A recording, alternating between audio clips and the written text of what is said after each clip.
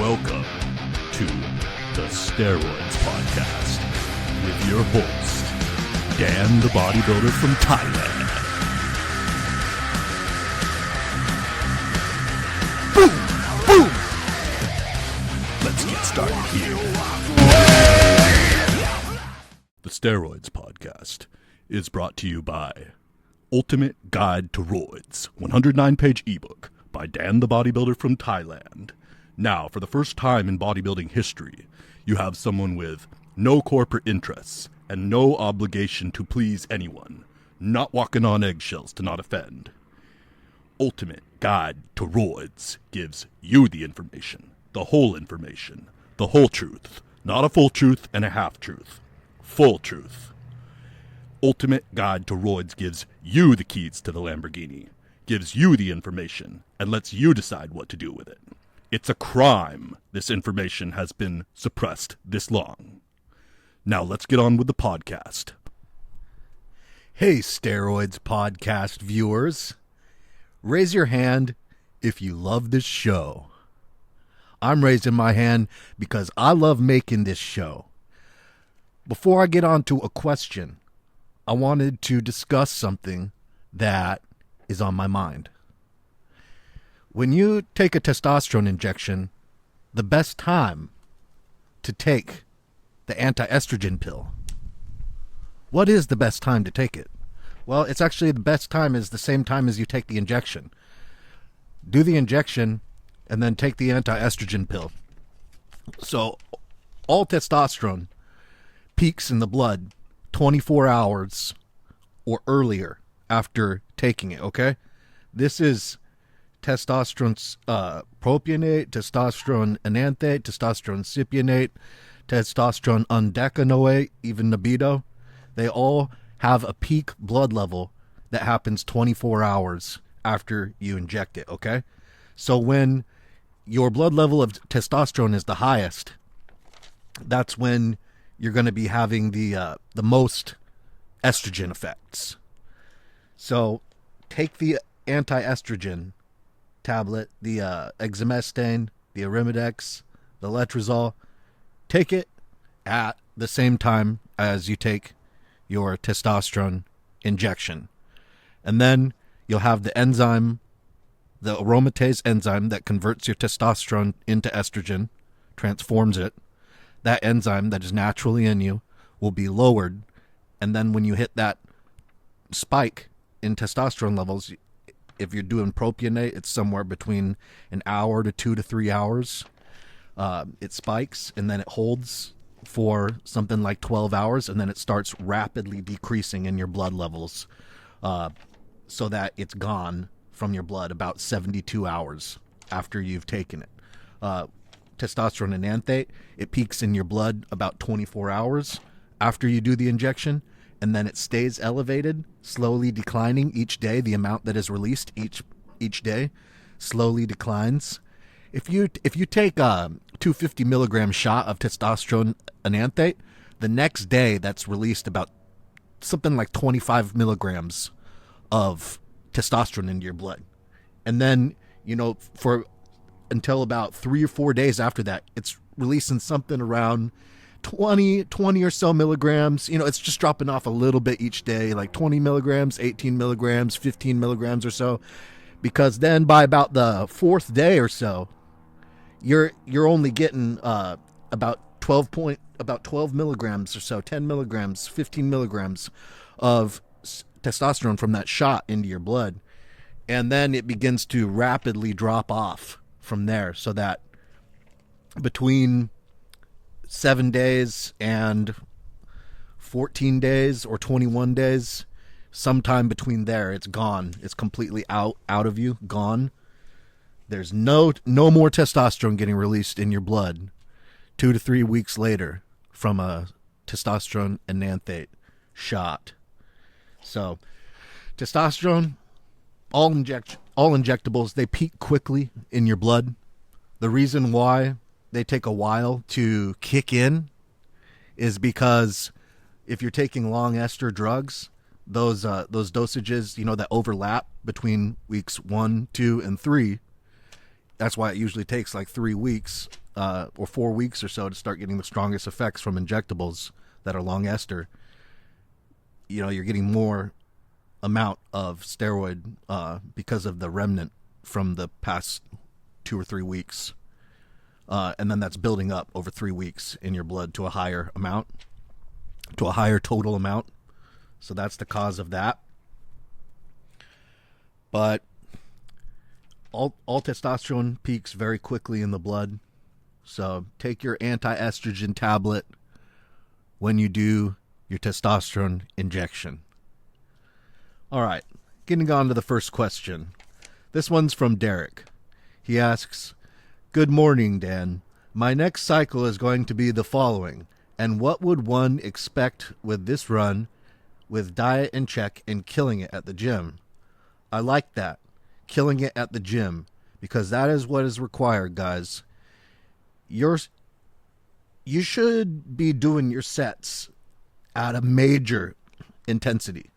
That's what killing it at the gym means. That means that when you're doing your sets, you are trying as hard as humanly possible. Like when you do that max set, because every workout, this is a technique you should be using very often. You know, when you're going real hard.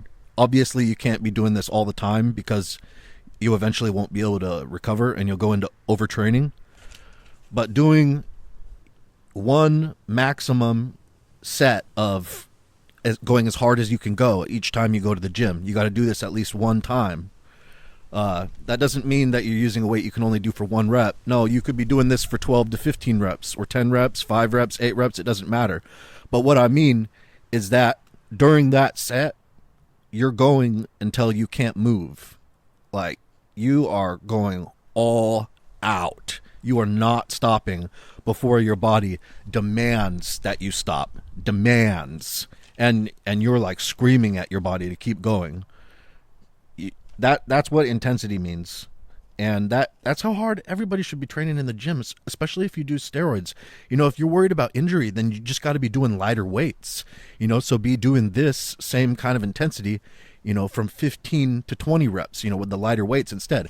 And another thing about avoiding injury is that you got to be the tempo or the cadence of the reps is so important. What that means is lowering the weight slowly, okay? A lot of guys, when they do a bench press, for example, they drop so that they can kind of skip the negative portion, which is the muscle building portion. This is so foolish. But they drop the barbell onto their chest kind of and kind of catch it down there. And then they push it up slowly. You know, they're pushing as hard as they can, but you know, it's hard for them to do the concentric, the positive part of the motion where they push it up. And so when they're pushing it up, the rep cadence is that the bar is coming down quickly, down to their chest quickly, and then being pressed up slowly. And this is the exact opposite of what you want to do.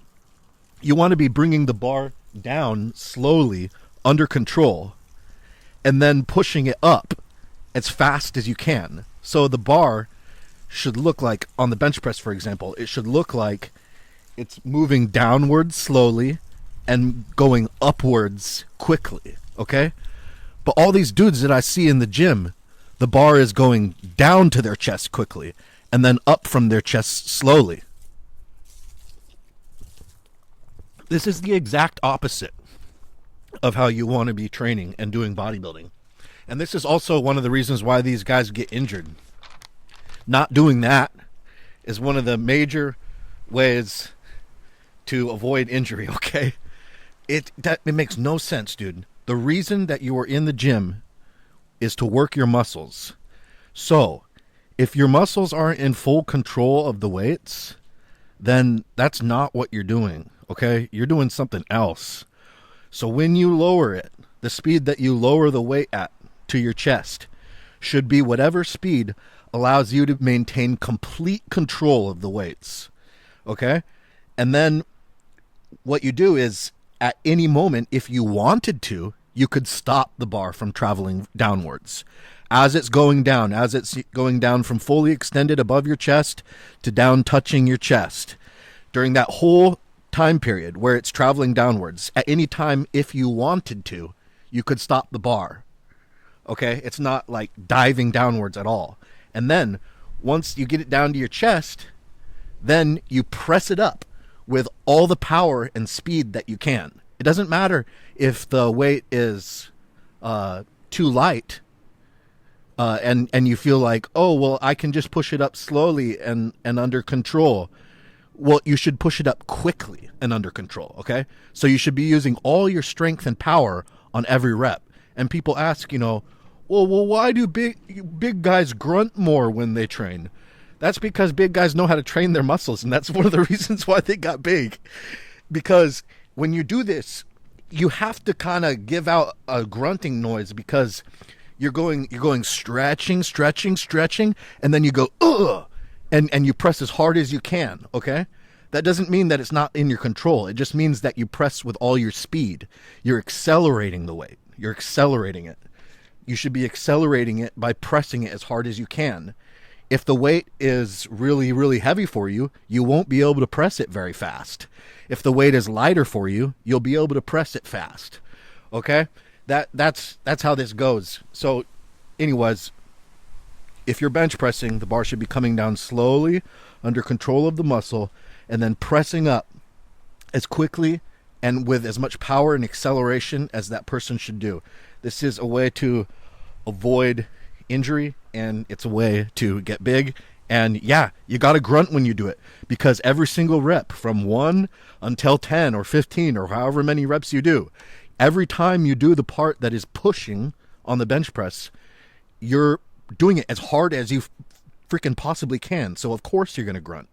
Or if you're doing a row, every time you're bent over and it's extended down in front of you with your arm down near the ground, when you pull up back towards your waist, well, you're pulling up as hard and with as much acceleration as you possibly can every time. And then you're lowering it down at a speed where if you wanted to, you could stop it at any time you wanted. The same goes with the squats. Same goes with every exercise. This should always be what you're doing, because if you're not doing this, you're not really training your muscles. You're doing something else. Hey, if you've been making a mistake and not doing this so far, that's okay. Just from now on, put some more emphasis on the muscles. It's an ego thing. It is. It's an ego thing to not want to do this. It's an ego thing. So the thing with this is that muscles work in a strength curve with their speed, okay? So you can't actually get as much power as the muscle's able to generate and as much force as it's able to generate if you do the part where you make the muscle go from the stretch to the contraction to the squeeze, from the stretch to the squeeze. If you don't do that part as fast as you can, then you won't be working the muscle to its maximum potential, because the muscle is stronger in the stretched portion, and when it moves to the closed portion, it's not as strong in those positions. So getting that momentum that you can generate, that acceleration that you can generate from the bottom, helps as the strength curve moves.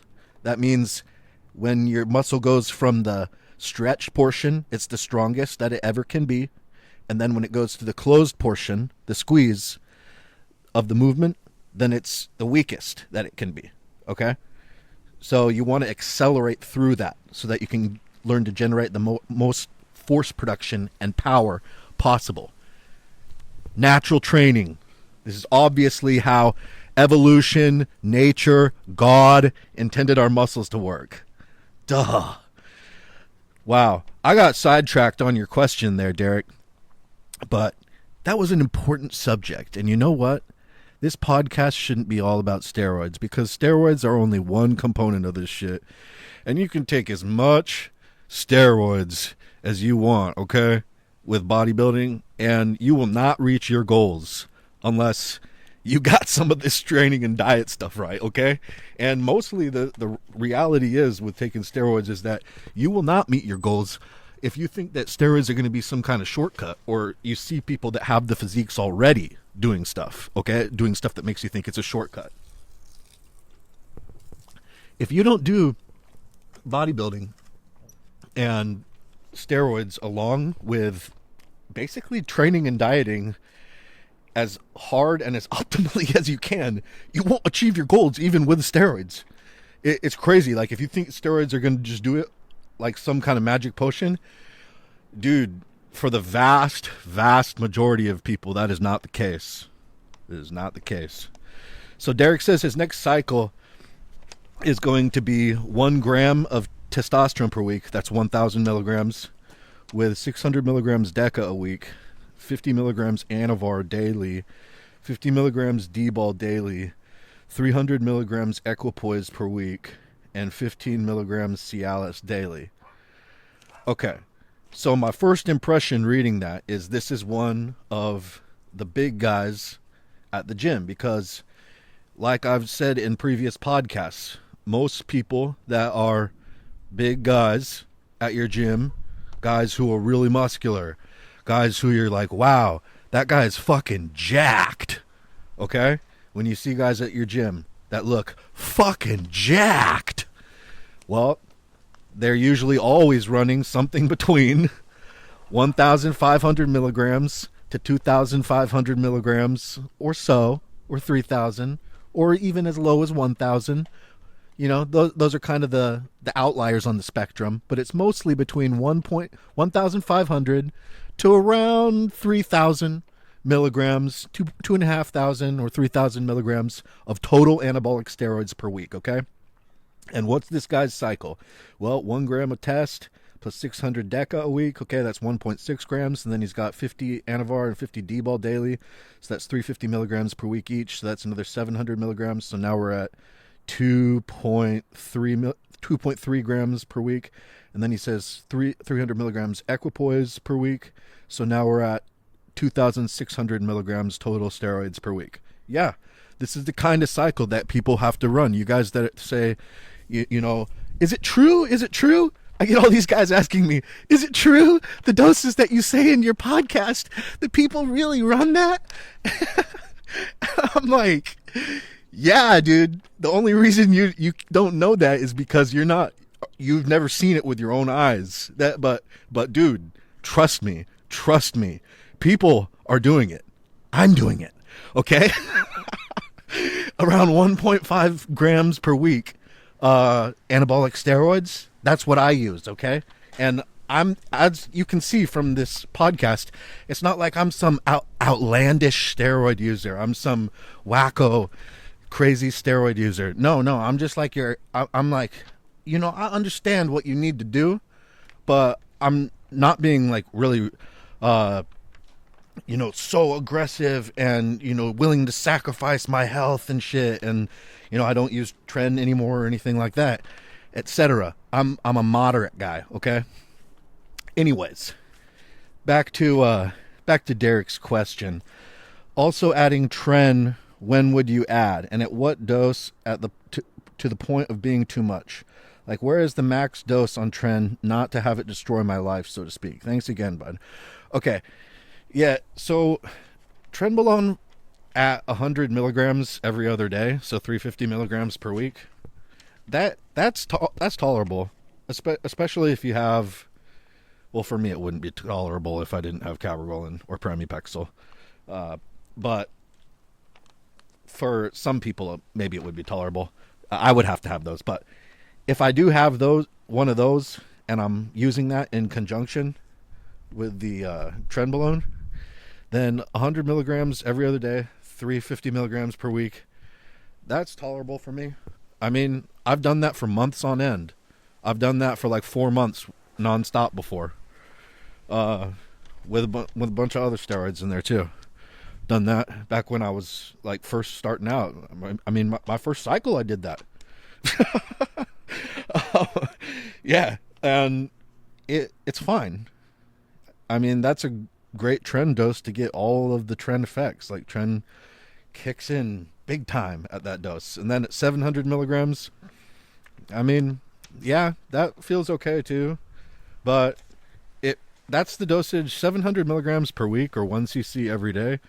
That's the dosage where it really starts to like invade all aspects of your life, and you can't really control it anymore for most people with drugs like pramipexole or cabergoline. Okay, like once people start going over 700 milligrams per week, that's when they start getting those effects. Most people can tolerate 700 milligrams per week and be okay. Well, if they have those ancillary drugs, those drugs to run alongside it, pramipexole or cabergoline, most people can do 700 milligrams of Trenbolone per week as a maximum dosage and be okay. It's going to be uncomfortable, but yeah, you can do it. Even if you're running cabergoline, your dick might not work very well. And here's another thing, guys, and I've said this before, is that when you're on Trenbolone, your dick isn't as big. So it is a weird hormone, okay? And it attaches to so many different hormone receptors. It's in a way, it's like a universal hormone. It attaches at some level to all hormone receptors, more or less, all sex hormone receptors in the body. So this attaches to or it has an effect on the androgen receptors or some kind of receptors in your penis, because it changes the way your penis is, okay? So when you're using Trenbolone, you'll notice this. This happens for everyone, okay? And it's funny, no one talks about it though, but this does happen for everyone. You'll when you get a erection, a boner, you'll be like, you'll look at it and you'll be like, why is my dick a little bit smaller? Like, what the fuck? And then it'll be like that for like the whole, it's not a huge amount, okay? It's not a huge amount. It's just a little bit, It's just slightly. And it's all around. It's like length and the width,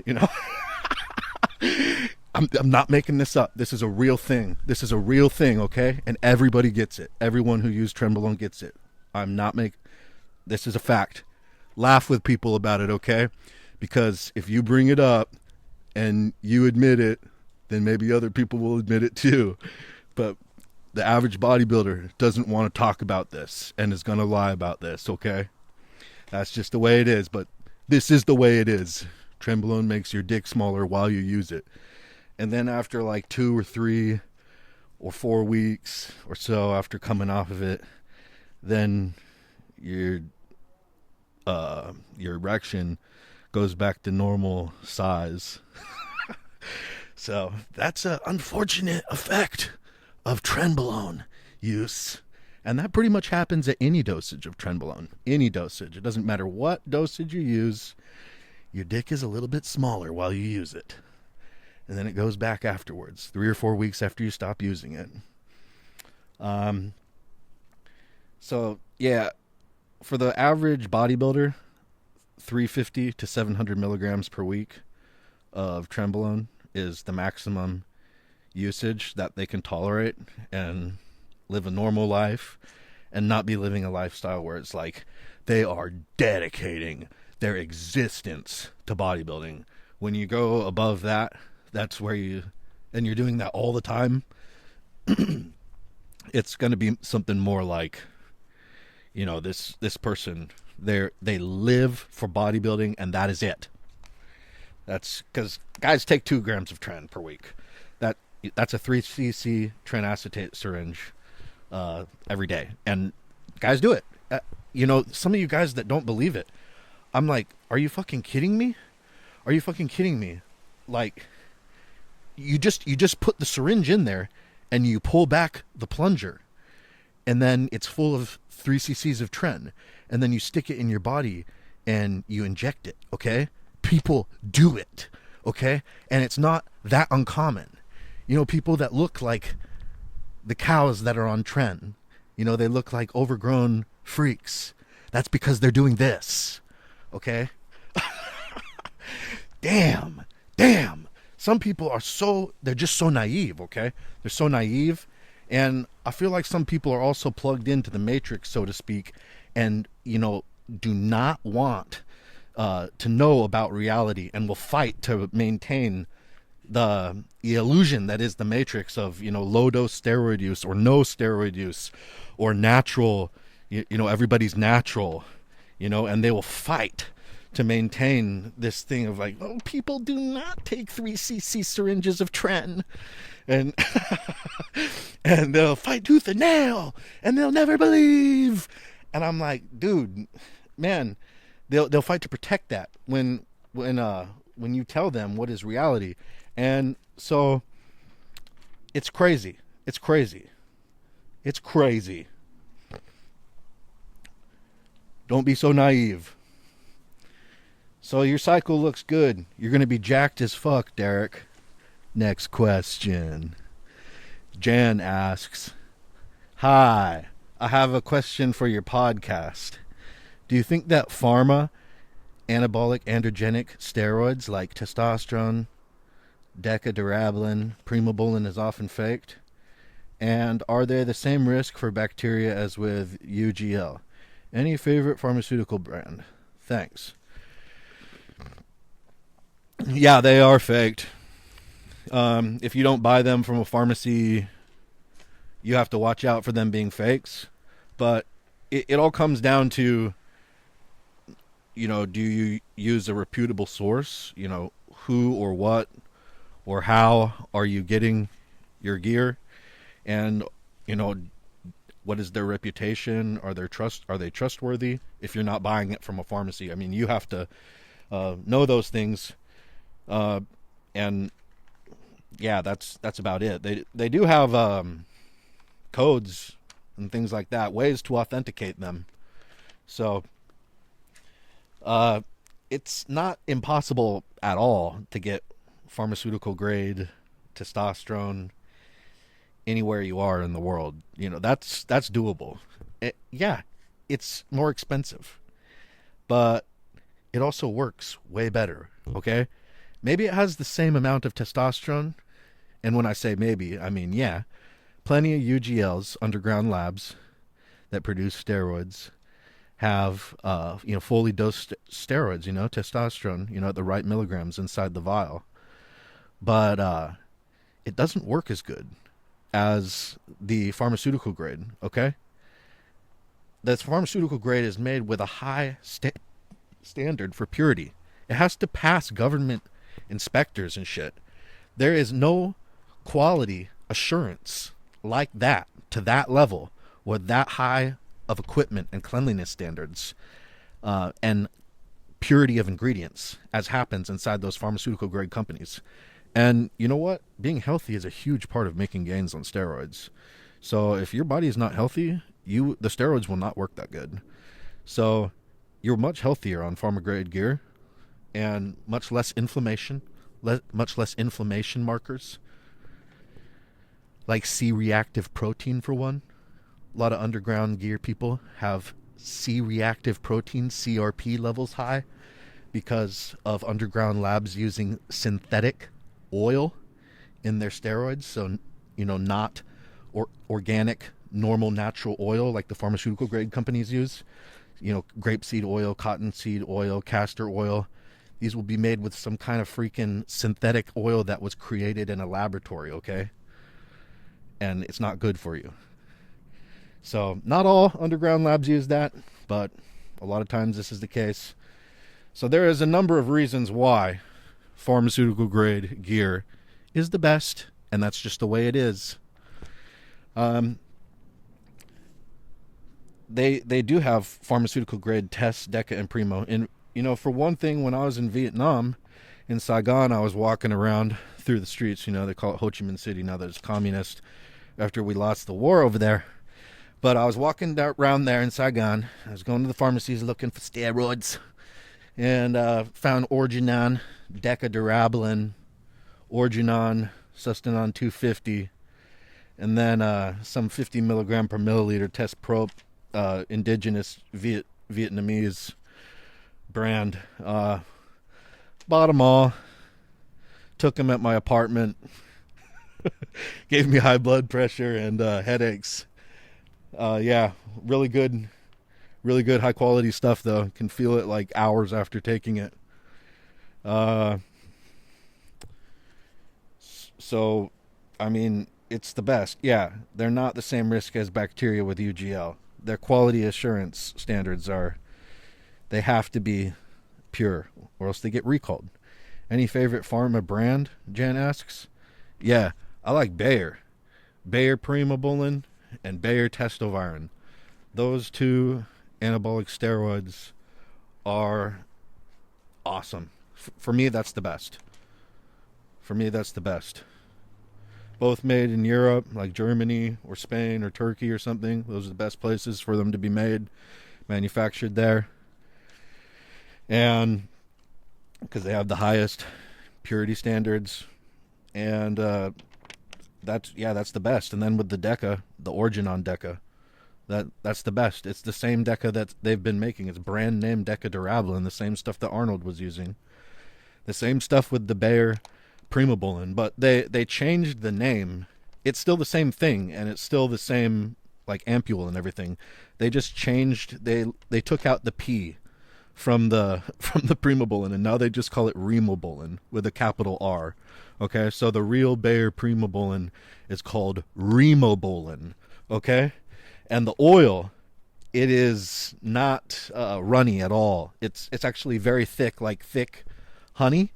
And it's not injectable with a syringe like more than 25 gauge or so. It just won't go. It just flat out will not go.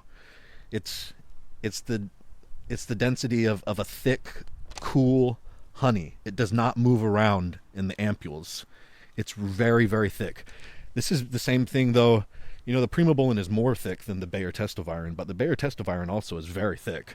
It is not runny. It does not, if you move the ampule, upside down, it does not immediately just flow to the other side and be upside down. It would be a slow process of gradually moving down the ampule to the other side. It's very thick. The reason why they make them thicker like that in the Bayer, the pharmaceutical grade Bayer stuff, is so that it stays in the injection depot for a longer period of time. Can't be cleared from the spot in the body that you injected it for a longer period of time, because then it allows for a longer disbursement through the body, as the molecules slowly get released over time, over a period of a few days into the blood, instead of with a thinner oil, all the oil being absorbed into the body and cleared from the injection depot, the injection site, within 1 day or so.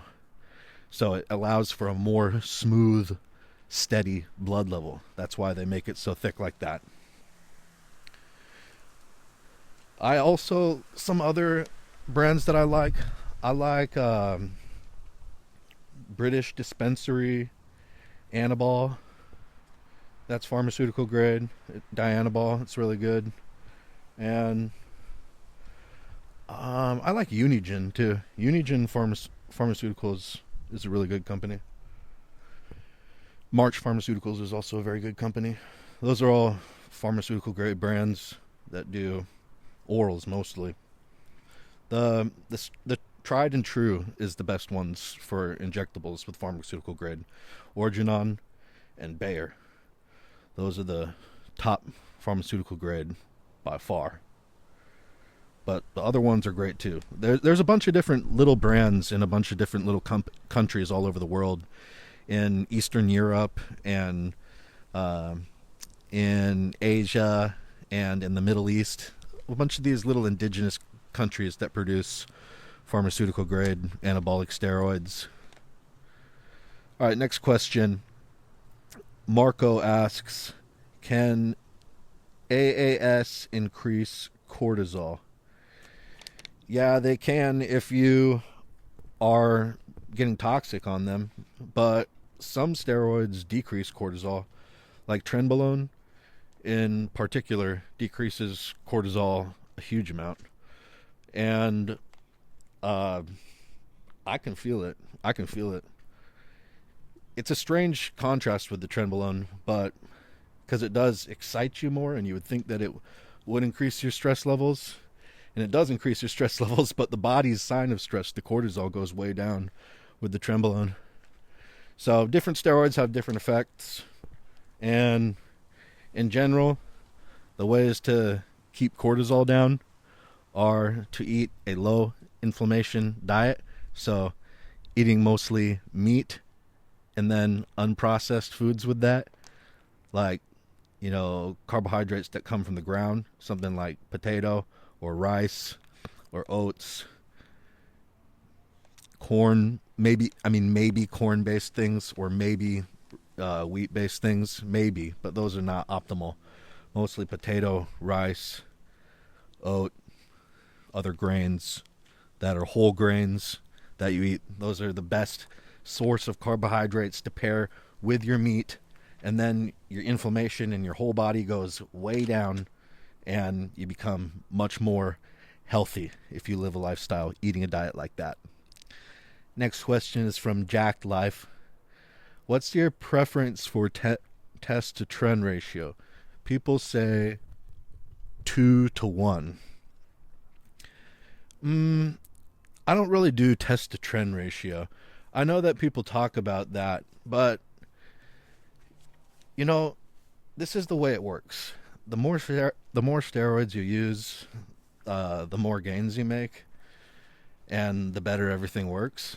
So people say, oh, well, I don't want to run a high testosterone so that I avoid side effects. Well, do you get side effects from testosterone? If you run an anti-estrogen, do you get a lot of negative side effects from testosterone? Testosterone is an incredible muscle builder. So with taking steroids, I never go with any of that ratio shit. I think that that's an internet thing that people on the internet started talking about. That's not something that guys in real life are worrying about, guys in gyms are worrying about, because you got to remember that everything you've learned on the internet about steroids, a lot of it is just like folklore. It's just like bullshit that gets made up, passed around, and then it becomes like the general thought, and then a bunch of little kids that have never used it repeat it to each other on the internet, and then it becomes gospel. And frankly, the way that you learn about steroids on forums and shit about how they work, that is not the reality. That is not the real world. So test to trend ratio, in my opinion, is one of those things.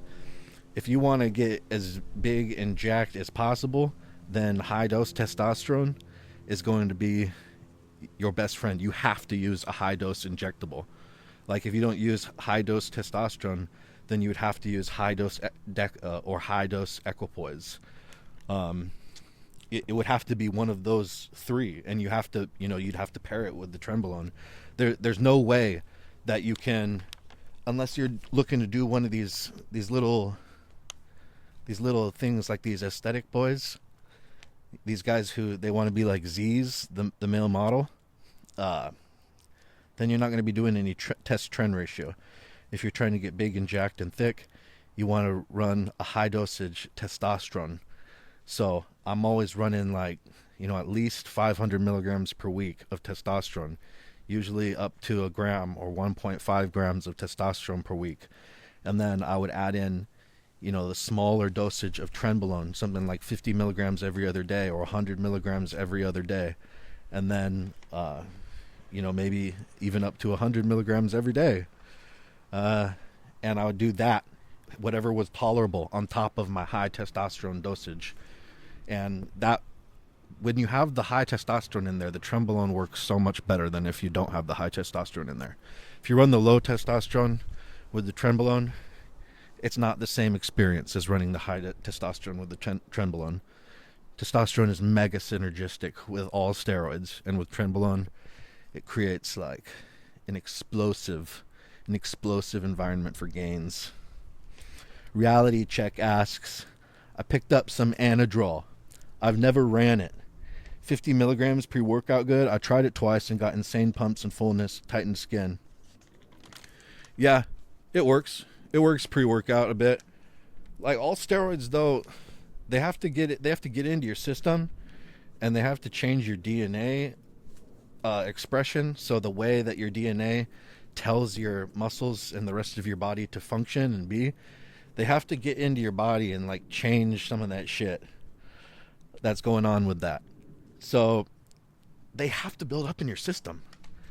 So taking them only pre-workout, unless you work out 5 or 6 days a week, then you could do that. It just won't be optimal. It does work. It can help you have a better workout, get a better pump, like you said, and be a bit, maybe 5 pounds extra stronger. Maybe you could lift 5 pounds more weight for the same amount of reps, or 2.5 pounds more weight, but nothing too significant if you pop 50 milligrams Anadrol pre-workout. It's mainly if you take 50 milligrams every day, then it creates a really big effect in the body. Now, Anadrol is one steroid that actually doesn't work in the androgen receptor as far as scientists can detect. As far as they can detect, it doesn't actually even get to your male hormone receptor and exert a bunch of effects there. The scientists don't know how it works. They just know it does. And we know it does. And we know it's one of the best steroids, because Anadrol is sick. Contrary to popular belief, at 50 to 100 milligrams per day, people run 2 or 3 tablets of Anadrol per day for huge amounts of time. Like, a lot of guys, powerlifters especially, do that. They just do that. That's what they take. And they take that basically all the time. Sometimes they take some breaks, but for the most part, that's what they do.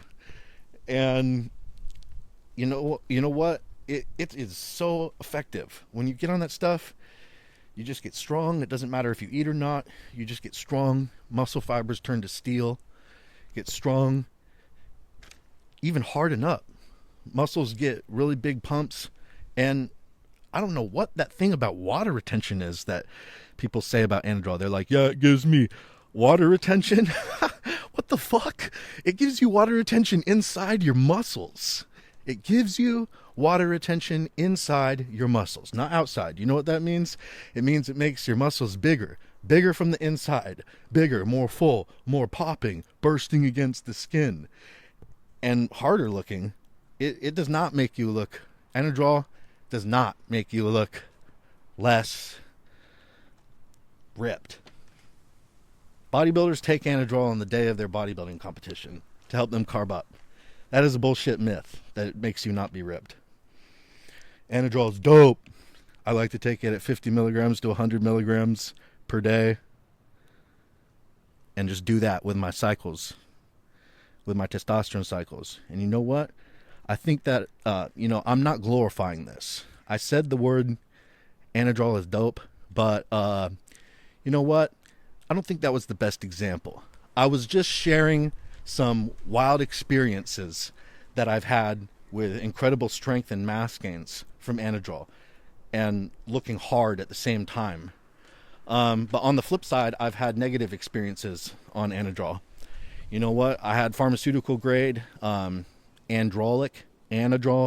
and it said in the pamphlet on the inside, from the manufacturer, that you could run, 1 milligram per kilogram up to 4 milligrams per kilogram of body weight for people for the doctors to prescribe it. So for me, 100 kilogram man at the time, that's about 225 pounds. I said, okay, well, that says that doctor can prescribe me up to 400 milligrams per day. So I'm going to experiment taking this all the way up to 300 milligrams per day. That shit made me so sick. Eyes turned red, totally bloodshot. Couldn't eat, couldn't get out of bed. Felt like throwing up constantly, could barely get to the gym. Thought I hated bodybuilding or something. Then finally figured out what was going on after 10 days or so of that. And discontinued them, and everything got better. So, not glorifying it, guys. Not glorifying it. Just telling the honest pros and cons here. Honest pros and cons. Next question. Andrew asks, can HCG be mixed in the same syringe as testosterone intramuscular? Yes, it can. And how do I know this? Well, because I personally do it. If you want to do HCG, it's such a small amount. It's only 2/10 for a 500 IU injection or 1,000 IU injection. It's something like 2/10 of a milliliter on your syringe, on your 1 milliliter insulin syringe. So if you just, and it's water-based, so it flows through like nothing. So if you just want to use like a 5/8 inch needle with like a 30 gauge needle, so it's very thin, I mean, you can just, the way that I do it is sometimes I just will go, pop, and I'll even put it like into my chest, like into my pectoral, or onto my hip flexor or ventral glute, or the very uppermost part of my thigh area. I mean, you can put it anywhere because it's such a small, tiny injection of just a tiny little bit of substance. I just put it into anywhere that is lean, but I have also put it in the syringe with the testosterone before, and the testosterone doesn't like destroy it or anything like that, because I watch for that. And I mean, the HCG definitely still exerts its effects. Like, there's no question, based on personal experience, that mixing it in the same syringe with testosterone, it definitely still exerts its effects. Because I was wondering that too, because when you put it in the same syringe as the testosterone, it goes kind of bubbly and separates, because it doesn't really mix with the oil, because water and oil don't mix. So once that happens, it doesn't destroy it or anything, though. I experimented with this on my own body, and nope, you still inject everything, the whole contents of it, of the syringe, and yeah, it definitely works, the HCG and the testosterone both. So, done it personally, it works. Nissus asks, but bro, don't you think some dosage you say huge guys and pros use is crazy? Is it not just genetics and work ethic? Like I said before, when you're going, you got to understand this, man, with life, is that there are people out there who are doing all out competition, okay? So if you want to play with them, you got to play by their rules, okay? And those rules are all out competition. So the average guy, no, he's not using some insane dosages. Like 5,000 milligrams total AAS anabolics per week. 5,000 milligrams total steroids, or something like that, or more. That's not the average guy, but these are the guys who they have the mindset of all out competition, and usually they are competitive bodybuilders. Almost always they are competitive bodybuilders, and that they know that they're competing in all out competition. And so when you have all out competition, well, you got guys with hard work ethic, guys who are willing to work hard, and you got guys who are have the great genetics. And now you take these guys and put them together. Well, now what's another variable that you can move in order to get an edge? Well, supplementation. And how far are you willing to push that supplementation? Okay? And different guys have different boundaries where they will go to. And some guys really have absolutely no boundaries. Like, basically as much as won't kill them right now, but maybe they think they could die. Don't know when, but wouldn't be surprised if it happens sometime. If you ask them, they'll tell you that. They send me that. You know what? These guys, they talk to me, okay? They talk to me. They send me messages online, and I talk to them in real life, and have some pretty interesting conversations with these monsters. Some of these monsters. Next question.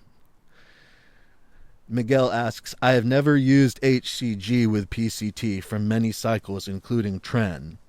Should I do a cycle of HCG 1000 IU twice per week? I am able to get hard and have sex. However, I do not feel like my libido is where it should be. I'm 46 years old. Yeah, that if your libido is down and you're on steroids, there's a few things that you can do. The first thing is you want to make sure that your estrogen is in range. So if you know that your estrogen is a decent level, it's somewhere in the normal range, then that would be time to move on to the next step. But the first thing that I would do if I was on cycle and everything seemed to be normal, but my sex drive was messed up, the first thing that I would do is I'd take an anti-estrogen tablet, Arimidex, Letrozole, or Exemestane, okay? I'd take one, and I'd wait about 24 hours, and then see if it worked. And then the next thing that I'd do if it didn't work is I would start taking HCG 2 to 3,000 IUs per week, and I do that in 1,000 IU HCG injections Monday and Thursday, or Monday, Wednesday, Friday, something like that. And I'd start doing that, and I'd probably go through something like I might do that for 3 or 4 weeks. I take HCG year round because I didn't like having this problem, so I just take HCG year round now, but at 500 IU per week, or something like 500 IU per week. But for you guys that don't do that, you could try this to kickstart yourself, and this will usually work because when you take the HCG, your testicles produce a bunch of prohormones, and also your other hormonal glands in your brain, etc., produce a bunch of prohormones, and sometimes that's what's lacking and making your sex drive not work. So when you take HCG, it normally will solve this if that's the problem. So begin taking that. Usually taking it for 3 or 4 weeks, or 6 to 8 weeks, and then stopping will have solved the problem while you're on it. And then after you're off, usually it stays solved. Usually that just fixes it for a while, and then it'll come back phantomly sometime again down the road, and you have to do another run of HCG again. And I got sick of dealing with that. That's why I started taking the HCG 500 IU per week year round, so that I wasn't dealing with that anymore. If that didn't work, though, then the next thing that I would do is I'd take cabergoline, and I'd take 0.5 milligrams. I'd probably take 0.25 milligrams twice per week and see if that fixed it. Or maybe just a single 0.5 milligram tablet of cabergoline and see if that worked. And in 24 hours or so, I'd know. Those are the steps that I would take if I was on cycle and having sex drive issues, in that order. Those were the steps that I'd take in that order. Okay, the next question is from Airboy. He says, what different cosmetic effects do different testosterone esters give? Yeah, so they don't really give different cosmetic effects except for testosterone suspension and testosterone propionate. Like, I'm talking the common esters that people get. Testosterone suspension and testosterone propionate do give a more round, bolder look to the muscles, or promote that. Like ball-shaped muscle, filling them up with glycogen better, and it's also less estrogenic. Testosterone propionate, I almost got tongue-tied, is less estrogenic. And then other than that, like enanthate, cypionate, sustanon, undecanoate, etc., they don't really change the look of your body, but they're just a little different. They're not quite as bang bang as testosterone propionate or testosterone suspension are. Those two, or I guess some more uncommon esters would be something like testosterone acetate, but that's very uncommon. When the testosterone hits you fast like that, it has a different effect on your muscles and gives a more bodybuilding effect to them, rather than the slow, long esters that are meant for testosterone replacement therapy. The quick-acting esters have always been favored by athletes as performance-enhancing drugs. The quick-acting esters of injectable anabolic steroids. Okay, next question is from SCC. Can I put Deca and Test in the same syringe? I was doing in one arm and the other in the other arm, but pinning twice, I can't stand it. Yeah, you can put multiple steroids in the same syringe, and they will look mixed up in there. Like, they'll usually go into solution once you put multiple steroids from different vials or different ampules, etc., into the same syringe. Generally, if you leave a little air bubble in there, you can turn the syringe upside down and then right back up, upside down and then right back up. And that little air bubble can mix it up and make it go into solution, so that it just looks like it's only came from one vial again. It mixes up clear or yellow or whatever the color ends up being. But that's not necessary to do that. I'm just saying they do mix like that.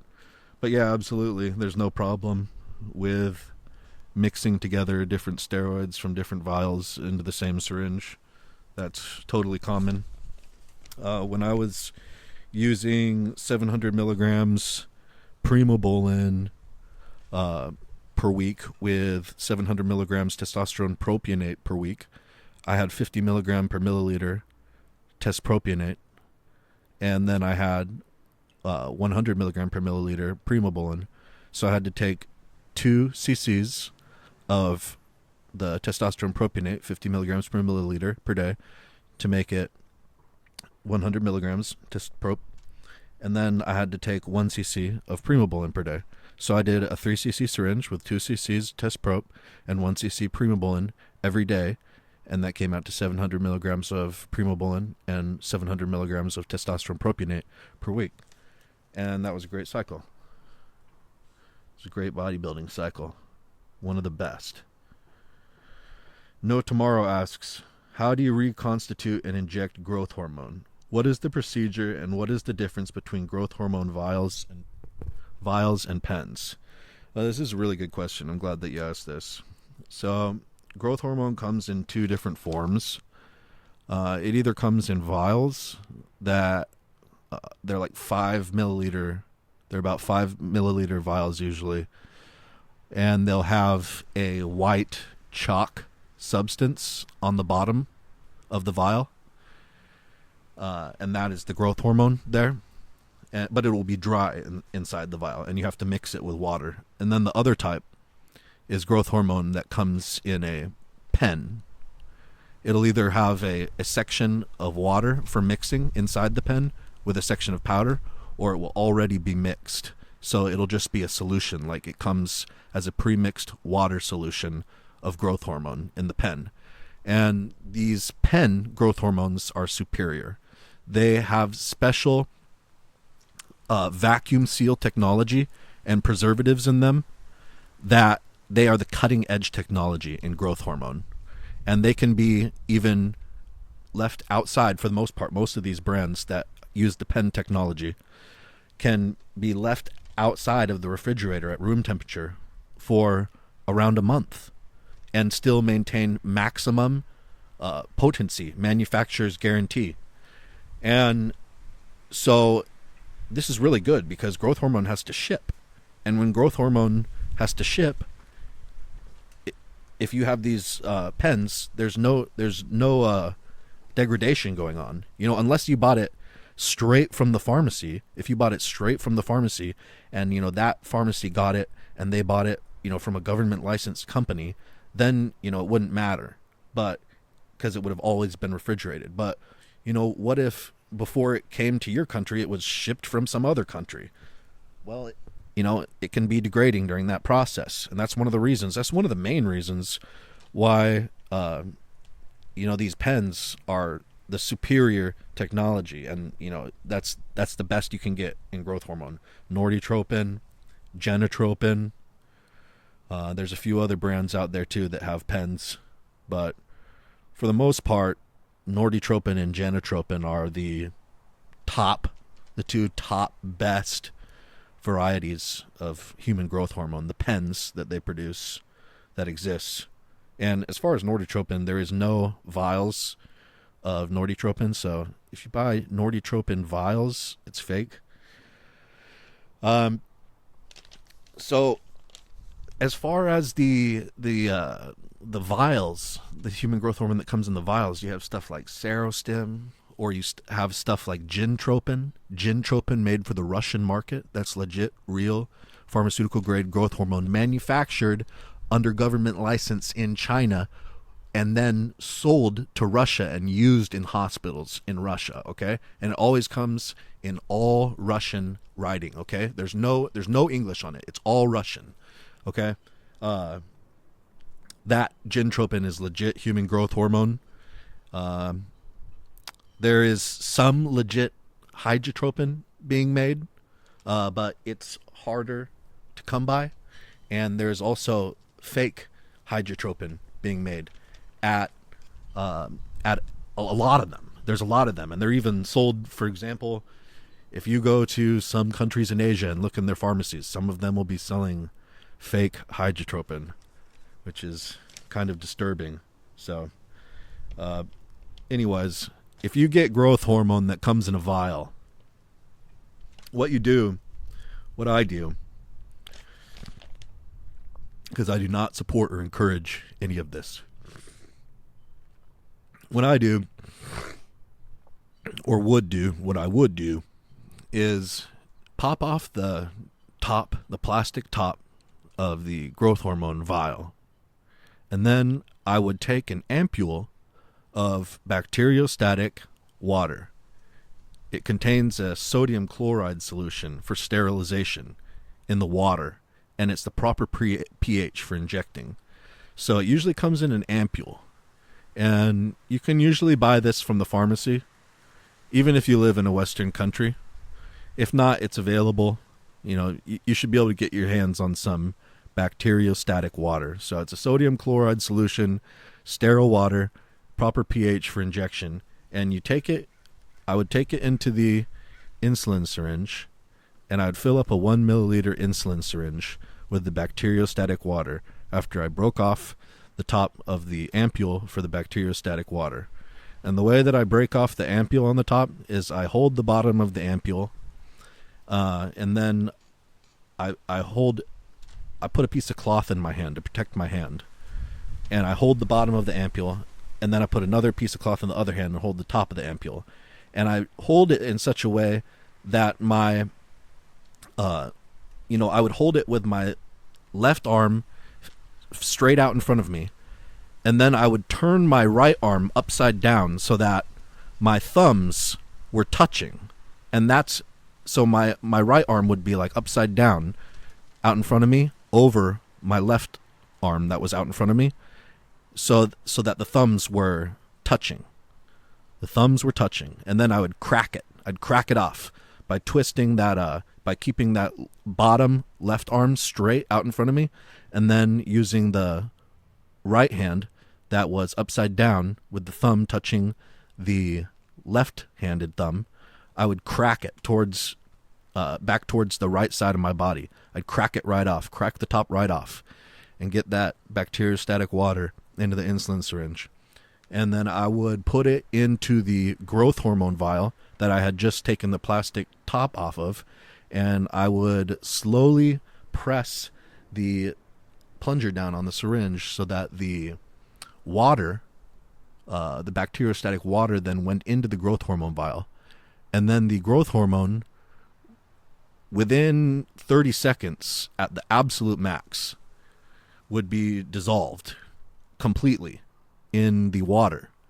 But the very bottom of the vial might have some growth hormone kind of sticking to it a little bit, and so I might kind of have to turn the vial slowly back and forth, upside down and right side up, and kind of swirl the vial around to kind of break up or just dissolve, give it a little booster to help dissolve that bottom little bit of sticky stuff that might be a residue of growth hormone on the bottom of the vial. So once it was a clear mixed solution, I'd wait for the bubbles to go down, because there's always some air bubbles inside that have to go down, and then it would be a clear mixed solution. It would just look like water inside the vial. And I would take the syringe and I would pull back. It's usually a 10 IU vial, and I put 1 cc, 1 milliliter of water in it. So that means that each tenth of a cc is going to be 1 IU. So if I wanted to do a 4 IU injection, then I'd pull the 1 milliliter insulin syringe back to the 4, which would be 4/10 of 1 milliliter.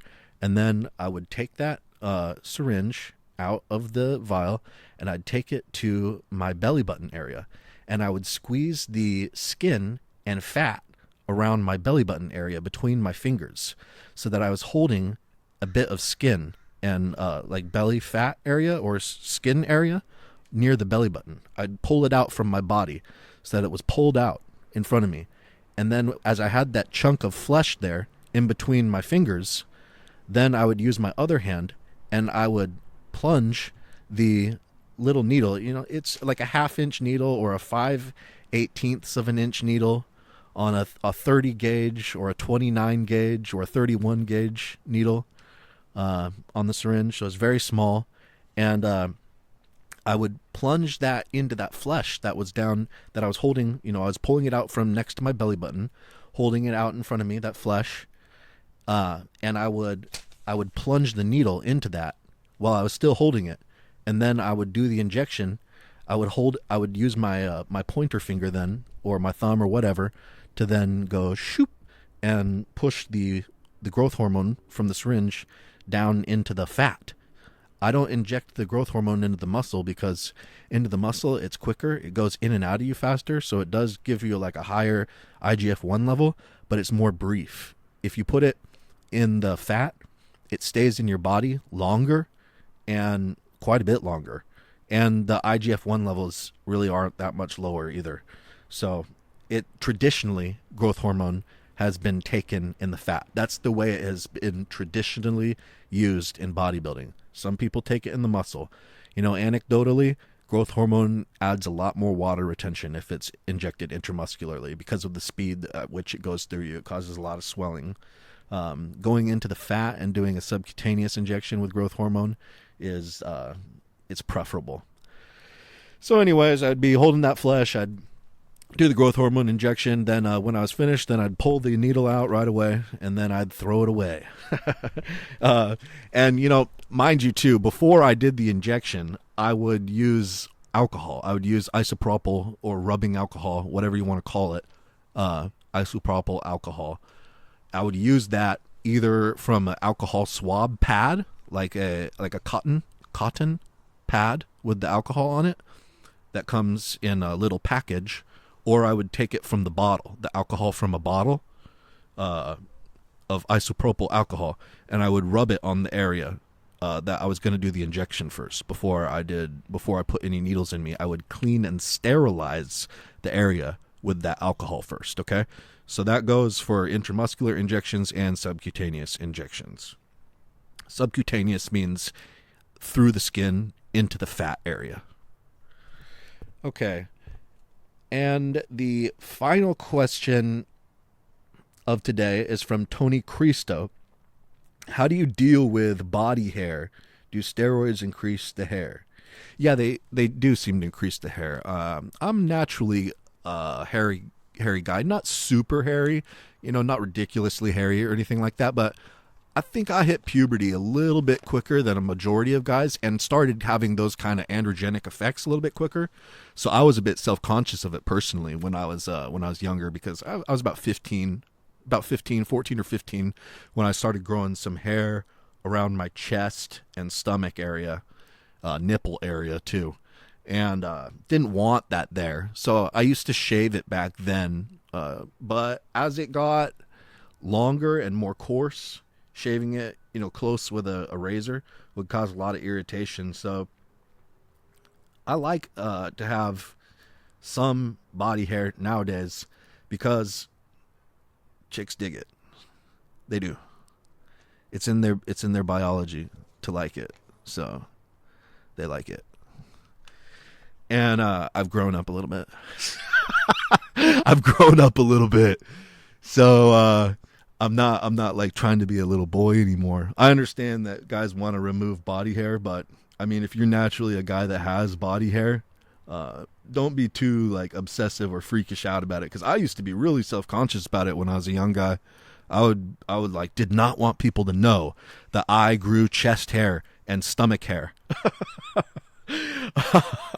And I would go to great length to prevent people from knowing that. By shaving so smoothly and timing my shaves. But yeah, I got over that.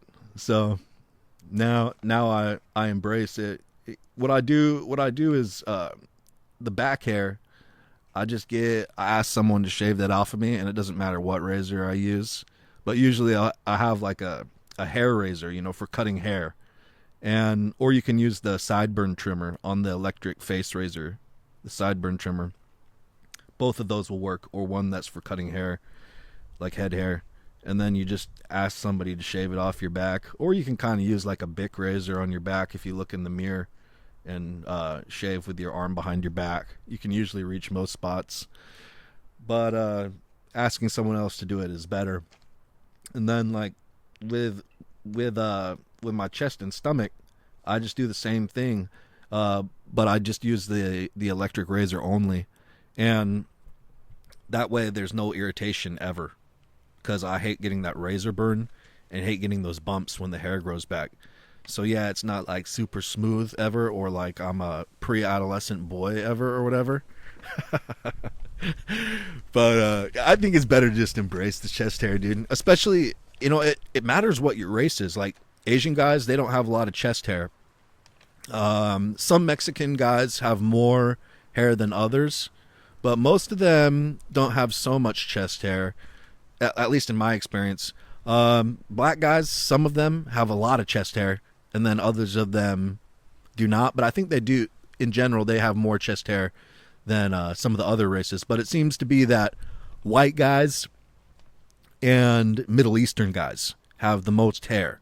They're the most hairy in general, probably to protect the light skin. That's probably how it evolved, to protect the light skin from the sun, by growing that hair to cover. Because, I mean, for me, my body hair does protect me from the sun. Like, if I get sunburned, the area that has more hair on it, body hair on it, it will not get sunburned. And then the area that does, that is just no hair, just skin, that area will get sunburned, or it will be worse. Protects me from the sun. But just shave it a little bit if you want. I would recommend not thinking about it too much. Don't try to be too smooth. And that's going to be the last question for today, guys. If you would like your questions to be answered on the Steroids Podcast, go to steroidspodcast.com and leave a comment with your questions, or email or private message steroidspodcast@gmail.com or steroidspodcast on Instagram. Until next time.